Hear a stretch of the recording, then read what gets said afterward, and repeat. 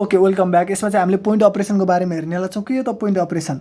Okay, मैले अघि पढाइसकेँ है त, ठिक छ। ओके, लेट्स के सो पोइन्ट अपरेसन भनेको कस्तो भन्दाखेरि हामीसँग इमेज हुन्छ, इमेजमा के हुन्छ, पिक्सेल्स हुन्छन्। त्यो हरेक पिक्सेलहरू एउटा पोइन्टले हामीले स्पेसियल्ली हामीले के गरेका थियौँ त, रिप्रेजेन्ट गरेका थियौँ एक्स र वाइ कोअर्डिनेटले। अनि त्यो पोइन्टमा हुने भ्यालुलाई हामीले इन्टेन्सिटी लेभल अर्थात् ग्रे लेभल भनेर भनेका थियौँ। हो, अब के भयो त, हामीले मानौँ कि एउटा इमेज छ याप, जसको या ओन पिक्सेल, एउटा पिक्सेल हो एक्स कमा वाइ भने कुनै पर्टिकुलर पिक्सेल हो। ओके, यहीँ बनाइसकेको छु। ओके, यो कुनै एउटा पर्टिकुलर पिक्सेल हो, यसको कुनै एउटा एक्स कोअर्डिनेट छ र वाइ कोअर्डिनेट छ।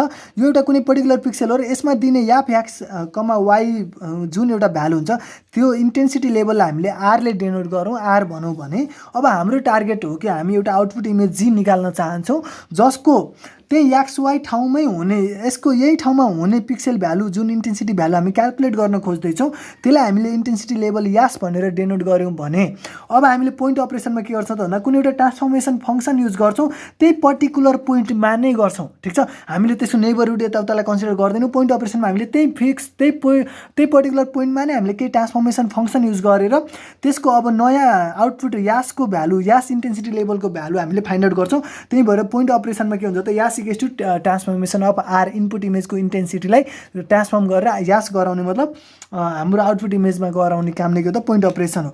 अब हामीले डिजिटल इमेज हेर्नेवाला छौँ, डिजिटल नेगेटिभ हेर्नेवाला छौँ र हरेक ठाउँमा यी अब हामीले जे पनि गर्नेवाला छौँ त्यो सबै पोइन्ट अपरेसन हुन्, जुन चाहिँ इन्टेन्सिटी ट्रान्सफर्मेसनभित्र पर्दछन्। Thank you so much for watching this video.